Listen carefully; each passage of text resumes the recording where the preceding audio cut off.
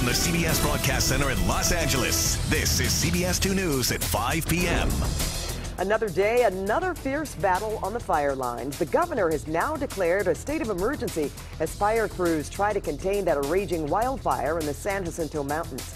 That fast-moving fire is marching toward Hemet Lake and Mountain Center. And now the Palm Springs aerial tramway and the main mountain lodge have just been evacuated. Well, here's the latest. At 5 o'clock, the Cranston Fire has now grown to 7,500 acres. It is still only 5% contained. The fire has destroyed at least 5 homes. And besides that tramway we just told you about, the new evacuation orders are in place for Fern Valley, Pine Cove, and Cedar Glen. That's in addition to the thousands of people already evacuated around Idlewild and those nearby communities. CBS 2's Nicole Comstock begins our team coverage. She's at the command center in Hemet Lake, where that fire is fast approaching. Nicole.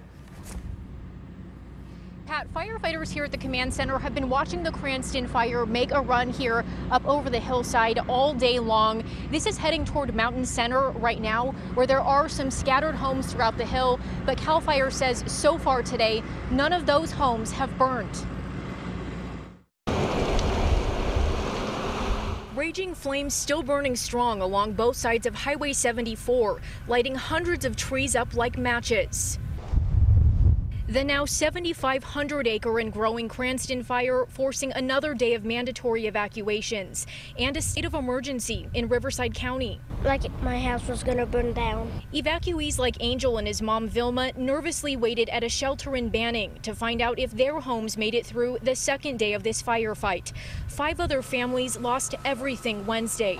Thursday morning, firefighters continued to put out the flames still burning inside their destroyed homes. It blew up earlier today, right around noon.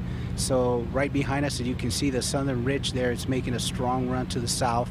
The flames moving toward Lake Hemet and Mountain Center forced CAL FIRE to order new mandatory evacuations for Pine Cove, Cedar Glen, Fern Valley, and the Palm Springs Tramway. CAL FIRE says firefighters from all over the state are headed here. And working straight through for various hours before they can even get a rest or even get a meal. Last night I did not sleep. This Idlewild evacuee, who's known in town as Grandma, says it wasn't the thought of losing her home keeping her awake. She was worried about the hundreds of firefighters battling those flames. I'm worried about this kind of wind. I'm worried about the firefighter. And you can see the flames out there again continuing to peak up from that tree line there. CAL FIRE says if you are under mandatory evacuation, even any of the new ones that came out today, make sure that you get out as quickly as possible because this fire continues to move and shift in the wind. So they are concerned about this throughout the rest of the evening and later on tonight as well. For now, reporting live, Nicole Comstock, CBS 2 News. Thanks, Nicole. Now take a look at this photo from Twitter. People in the Palm Springs aerial tram are looking at the smoke in the distance. Walt Masaborski says he was in the last tram down at 3:15. That tram and the main mountain lodge are now closed as a precaution. It's not only in the Inland Empire, but throughout Southern California as well. And we are on our 4th day of a heat wave, and it's still dangerously warm. Let's go to CBS 2's Garth Kemp with the first look at today's temps. Yeah, Pat, boy, you can see the damage that one person that does something ridiculous can start. That's just going on off to the east. Out by that last picture that Pat was showing you, a little bit of marine layer still hanging tough by the beaches today. 80 degrees right now. We have an eddy. We have a little bit of an onshore push, a little stronger even than yesterday. So it helps you by the coast. Inland, still hot. 102 San Bernardino. The high deserts have gotten up there. It's starting to come down for us right now. We are 10 degrees cooler now than we were yesterday in Van Nuys, Sherman Oaks. Basically across the valley floor, anywhere from 8 to 10 degrees, 6 degrees cooler up into Oxnard, 7 degrees cooler out towards Riverside, down towards the OC, just a couple of degrees cooler as well. We still have excessive heat warnings through tomorrow. I'll talk about that. I'll show you all that. Get you into the weekend coming up in just a little bit. Pat, Jeff, back to you guys. All right, thank you, Garth. And you can get the up-to-the-minute forecast on the CBS2 weather app. Download it free for Apple and Android. Now more breaking news. 3 former LAPD youth cadets are about to face criminal charges stemming from last summer's scandal that began with some of them allegedly stealing a patrol car. Sources tell the LA Times prosecutors have filed charges against those teens. We learned last year they stole department equipment and took cruisers on joyrides. That investigation led to the arrest of former officer Robert Kane, who is charged with sexually abusing a 15-year-old member of the program. And we'll have much more on this breaking story in a live report at 6 o'clock. LAPD officers caught an assault suspect following a chase in the San Fernando Valley, but not before a patrol car was smashed. The pursuit ended near the Westfield Topanga Shopping Center on West Victory Boulevard in Woodland Hills. 2 officers with minor injuries. 2 others were checked out as well. The family of the Trader Joe's manager killed during a standoff last weekend is thanking the community for its support. A friend of Melita Corrado's family issued a statement that says, "We will never heal from this senseless tragedy, but everyone's thoughts and prayers are helping us cope with this insurmountable loss, and we are truly grateful."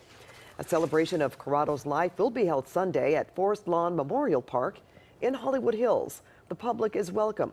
Corrado was killed by an LAPD bullet on Saturday when a gunman ran into the store and held hostages for hours.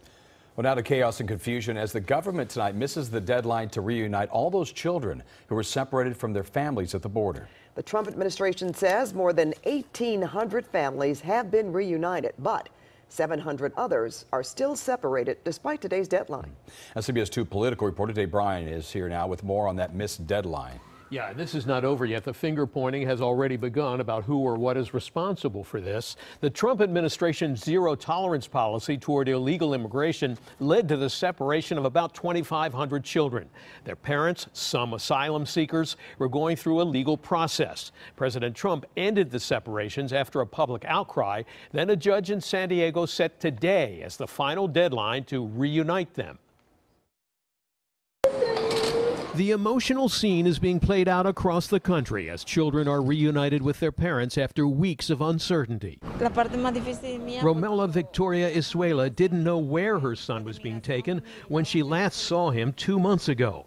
He's one of the more than 2,500 children initially separated by immigration and customs enforcement agents. It's a logistical nightmare that's involving families and little young children, babies, toddlers. Betsy Plum is the vice president of policy at the New York Immigration Coalition. They can say they've met the deadline, but we all know they haven't. And this nightmare will continue to play out. And there's no sugarcoating that you can put on that. Late today, the government announced that more than 1,800 children have now been reunited with their parents. But 700 children remain separated from their parents after the deadline for a variety of reasons. Because they crossed the border without their parents, or their parents have been deported and can't be located, or the parent has a criminal record.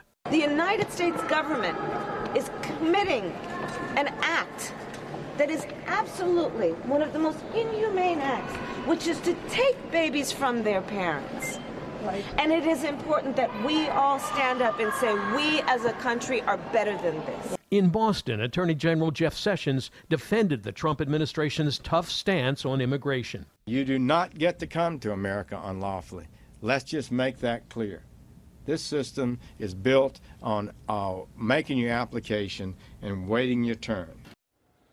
Now, as we mentioned, this is far from over. Lawyers for both sides are expected back in court tomorrow. The question, of course, what action, if any, will the judge take after the government missed this deadline for reuniting hundreds of the children in custody? Pat, back to you. All right, thanks for that, Dave. Now, lawmakers averted a showdown for now over impeaching Deputy Attorney General Rod Rosenstein. Conservative hardliners introduced articles of impeachment yesterday. They accuse him of having a conflict of interest in the Russia investigation, which he's overseeing. They accuse Rosenstein of keeping information from Congress. He says more than 800,000 documents have been released to them. Today, both the House Speaker and the Attorney General offered their support to Rosenstein. My deputy, Rod Rosenstein, is highly capable. I have the highest confidence in him. Do I support impeachment of Rod Rosenstein? No, I do not. I don't think that this rises to the level of high crimes and misdemeanors, a really high standard. The hardliners agreed to hold off on pushing for an impeachment vote until after the 5-week recess. Well, it was a bad day for Facebook and its founder Mark Zuckerberg today after investors unfriended the company, making the biggest market drop in U.S. history. The world's largest social media platform had an astonishing fall today on Wall Street after it revealed the true cost of its data scandal. At one point, shares plunged 24%. The drop wiped off $150 billion in value. That means the company lost as much value today as McDonald's. Not a McDonald's franchise, the entire McDonald's corporation. The stock somewhat recovered today. It closed down 19%. That's a $120 billion loss. Facebook CEO Mark Zuckerberg has a 13% stake in the company, and he personally lost today a little more than $12 billion. Let's take a look here at Wall Street. The Dow rose 112 points today, closed at 25,527. But Facebook's drop sent tech stocks tumbling. NASDAQ slid 80 points to 7,852.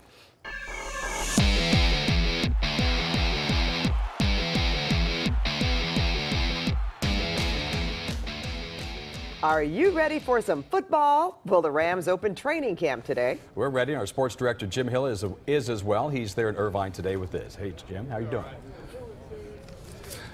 I'm doing great, guys. How are you? And the answer to your question, Pat, is absolutely. We are indeed ready for some NFL action. That is for sure. It's the first day of training camp on the campus here at UC Irvine for the defending NFC Western Division champion Los Angeles Rams. Now, the Rams had about a 2-hour workout today under head coach Sean McVay. Now, Coach McVay is going into his second year as head coach of the Los Angeles Rams. We all know there are great expectations. Many people say they will win the division championship again, and some think they will even compete for the Super Bowl. But as far as Coach McVay is concerned, it's to take it one day at a time and he's very familiar with what happened last year.